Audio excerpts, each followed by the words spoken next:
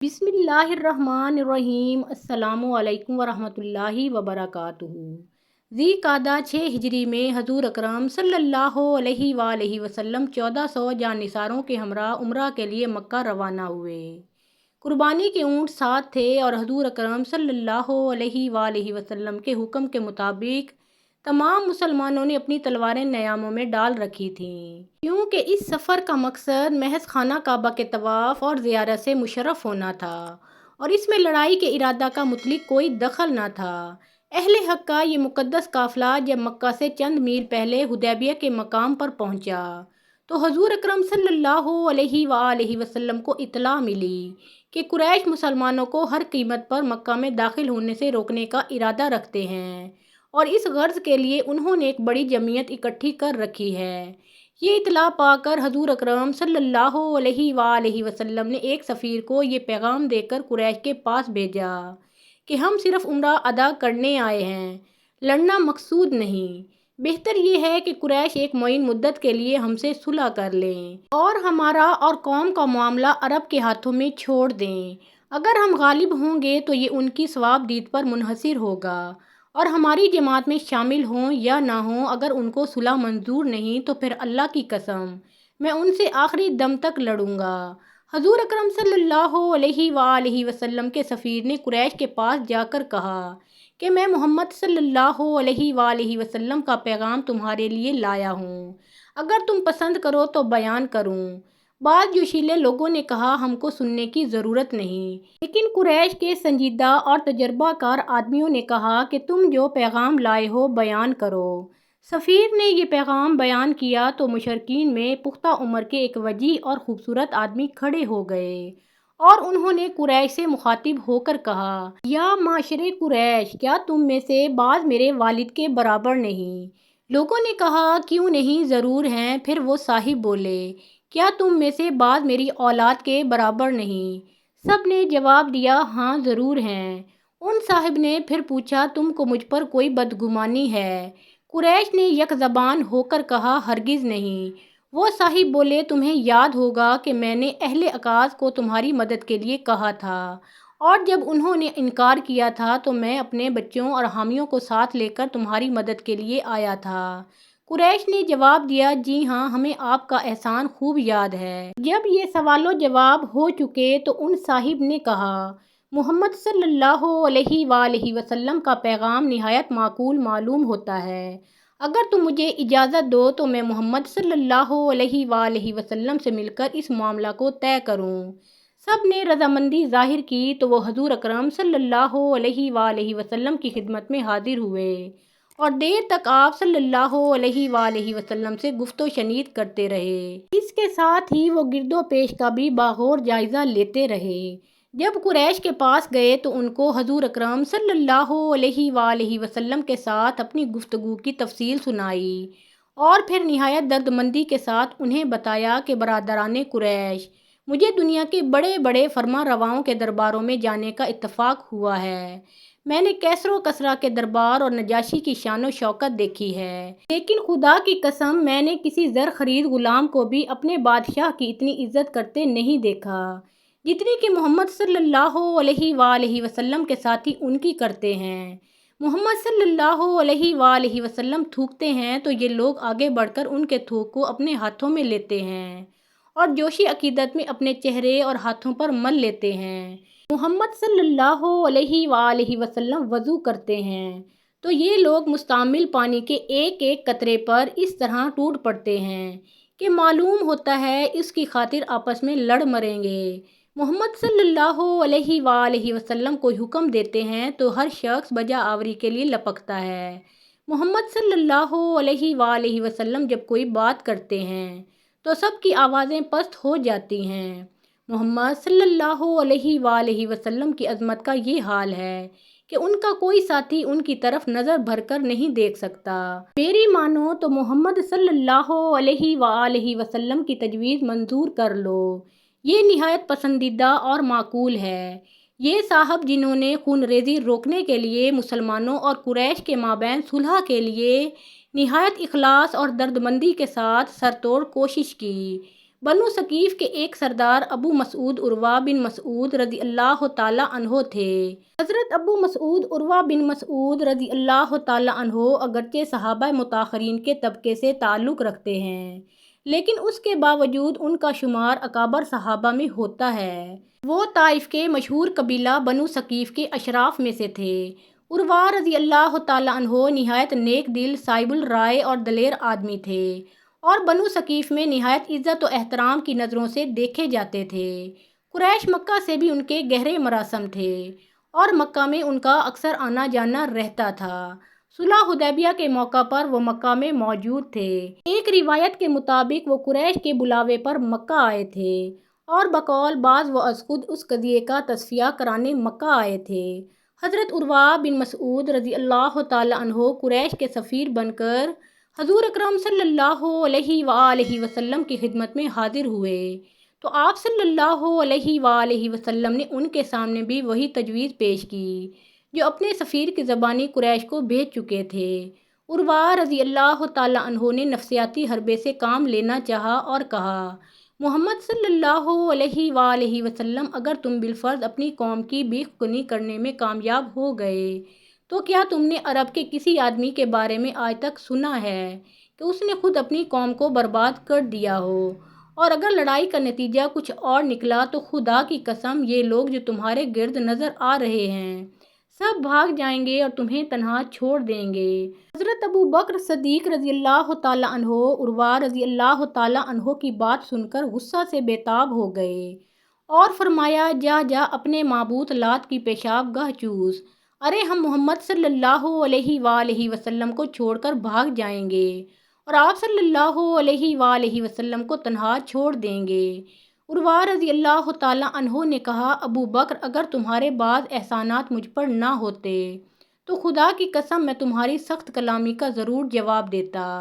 اس کے بعد عروہ رضی اللہ تعالیٰ عنہ پھر حضور اکرم صلی اللہ علیہ وآلہ وسلم سے گفتگو میں مشغول ہو گئے۔ عربوں کی عادت تھی کہ گفتگو کرتے وقت وہ ایک دوسرے کی داڑھی کو ہاتھ لگاتے تھے یا اسے پکڑ لیتے تھے۔ عروہ رضی اللہ تعالیٰ عنہ بھی دوران گفتگو میں بار بار حضور اکرم صلی اللہ علیہ وآلہ وسلم کی ریش مبارک کی طرف ہاتھ بڑھاتے تھے۔ حضرت مغیرہ بن شعبہ رضی اللہ تعالیٰ عنہ خود پہنے شمشیر بدست حضور اکرم صلی اللہ علیہ وآلہ وسلم کی پشت کی جانب کھڑے تھے۔ یوں ہی عروہ رضی اللہ تعالیٰ عنہ حضور اکرم صلی اللہ علیہ وآلہ وسلم کی ریش مبارک کی طرف ہاتھ بڑھاتے۔ حضرت مغیرہ رضی اللہ تعالیٰ عنہ تلوار کے پرتلا سے ان کے ہاتھ کو ٹھوکا دیتے اور کہتے، خبردار، اپنا ہاتھ حضور اکرم صلی اللہ علیہ وآلہ وسلم کی ریش مبارک سے پرے رکھ۔ حضرت مغیرہ رضی اللہ تعالیٰ عنہ کا چہرہ خود میں چھپا ہوا تھا۔ عروہ رضی اللہ تعالیٰ عنہ نے برہم ہو کر کہا، یہ کون ہے؟ لوگوں نے کہا کہ یہ مغیرہ بن شعبہ رضی اللہ تعالیٰ عنہ ہیں۔ عروہ رضی اللہ تعالیٰ عنہ نے ان سے مخاطب ہو کر کہا، او غدار، کیا میں نے فلاں موقع پر تیری غداری کے معاملہ میں تیری مدد نہیں کی تھی؟ زمانہ جاہلیت میں حضرت مغیرہ رضی اللہ تعالیٰ عنہ نے چند آدمیوں کو قتل کر دیا تھا اور ان کا مال لے لیا تھا۔ اس کے بعد انہوں نے حضور اکرم صلی اللہ علیہ وآلہ وسلم کی خدمت میں حاضر ہو کر اسلام قبول کر لیا تھا۔ حضور اکرم صلی اللہ علیہ وآلہ وسلم نے مغیرہ رضی اللہ تعالیٰ عنہ کے قبول اسلام پر تو ساتھ فرمایا تھا، لیکن ساتھ ہی ان پر واضح کر دیا تھا کہ تم نے جو مال لوٹا ہے ہمیں اس کی ضرورت نہیں۔ صحیح بخاری میں ہے کہ عروہ بن مسعود رضی اللہ تعالیٰ عنہ نے مغیرہ رضی اللہ تعالیٰ عنہ کی طرف سے مقتولوں کا خون بہا ادا کر دیا تھا۔ اس موقع پر انہوں نے اسی واقعہ کی طرف اشارہ کیا تھا۔ حدیبیہ میں اپنی سفارت کے دوران میں حضرت عروہ رضی اللہ تعالیٰ عنہ نے حضور اکرم صلی اللہ علیہ وآلہ وسلم سے صحابہ کرام رضی اللہ تعالیٰ عنہم کی عقیدت اور شیفتگی کے جو حیرت انگیز مناظر دیکھے، وہ ان سے بہت زیادہ متاثر ہوئے۔ واپس جا کر قریش کے سامنے ان کی کیفیت بڑے موثر پیرایہ میں تفصیل سے بیان کی اور انہیں مشورہ دیا کہ مسلمانوں سے صلح کر لو اور ان کو مکہ میں داخل ہونے سے نہ روکو۔ قریش نے اس وقت تو ان کا مشورہ نہ مانا، لیکن بیعت رضوان کے بعد وہ صلح نامہ حدیبیہ پر دستخط کرنے پر مجبور ہو گئے۔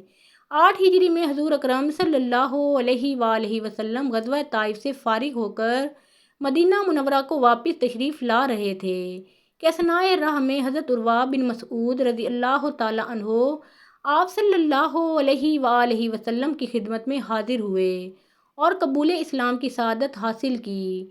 اس کے بعد انہوں نے عرض کی، یا رسول اللہ صلی اللہ علیہ وآلہ وسلم، مجھے اجازت دیں کہ میں اپنے قبیلے کو حق کی دعوت دوں۔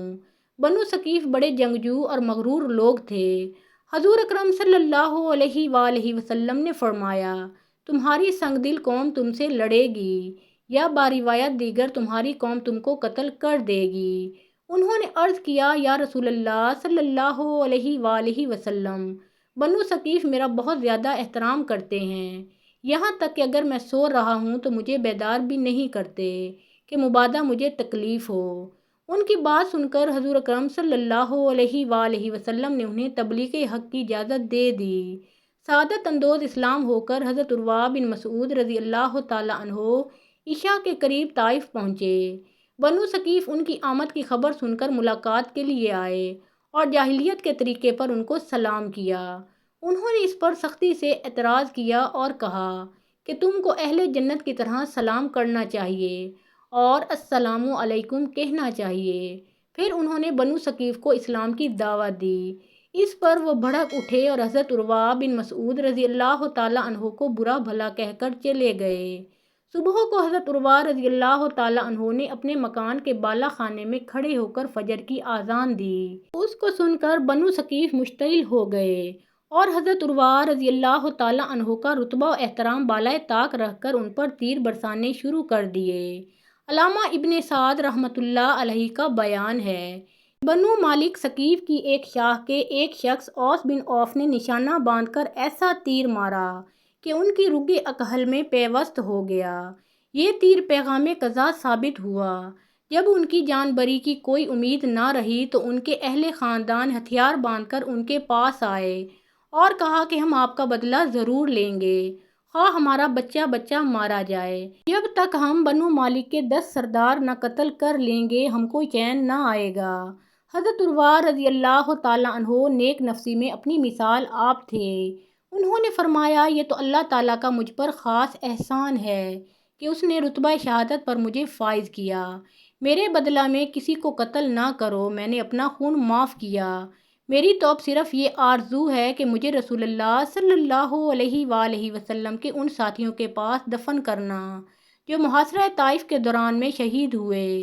ایک اور روایت میں ان سے یہ الفاظ بھی منسوب ہیں، میرے بارے میں جنگ و جدل نہ کرو، میں نے تم لوگوں میں مصالحت باہمی کے لیے اپنا خون معاف کر دیا۔ میرا قتل تو اللہ تعالیٰ کی نوازش ہے، اس کا شکر ہے کہ اس نے مجھے اپنی جان راہ حق میں قربان کرنے کی توفیق دی۔ میں گواہی دیتا ہوں کہ محمد صلی اللہ علیہ وآلہ وسلم اللہ کے رسول ہیں، جنہوں نے مجھے اس بات کی خبر دی تھی کہ تمہاری قوم تمہیں قتل کر ڈالے گی۔ اس وصیت کے بعد حضرت عروہ رضی اللہ تعالی عنہ نے اپنی جان آفریں کے سپرد کر دی۔ اہل خاندان نے طائف کے گنج شہیدہ میں سپرد خاک کر کے ان کی آخری تمنا پوری کر دی۔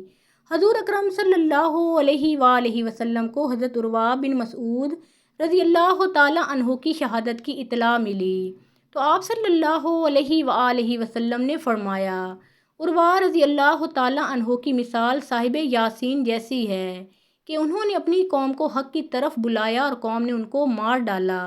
حضور اکرم صلی اللہ علیہ وآلہ وسلم نے ایک مرتبہ ارشاد فرمایا کہ مجھے انبیاء کی مثال صورتیں دکھائی گئیں۔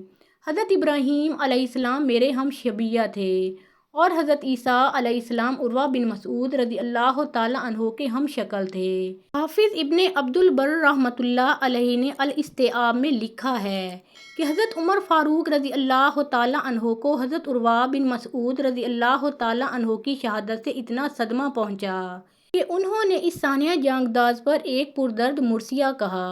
طبری رحمۃ اللہ علیہ کا بیان ہے کہ حضرت عروہ بن مسعود رضی اللہ تعالی عنہ نے جرش ایک صنعتی شہر میں جا کر دبابہ، زبور اور منجنیق بنانے کا طریق سیکھا تھا۔ ان کے ساتھ حضرت غیلان بن سلمہ ثقفی رضی اللہ تعالی عنہ بھی گئے تھے۔ ابن سعد رحمۃ اللہ علیہ اور ابن ہشام رحمۃ اللہ علیہ کا بیان ہے کہ ان دونوں کو حضور اکرم صلی اللہ علیہ وآلہ وسلم نے جرش بھیجا تھا۔ محترم ناظرین، پیارے آقا محمد مصطفیٰ صلی اللہ علیہ وآلہ وسلم کا پیارا نام ایک بار کامنٹ سیکشن میں ضرور لکھیں۔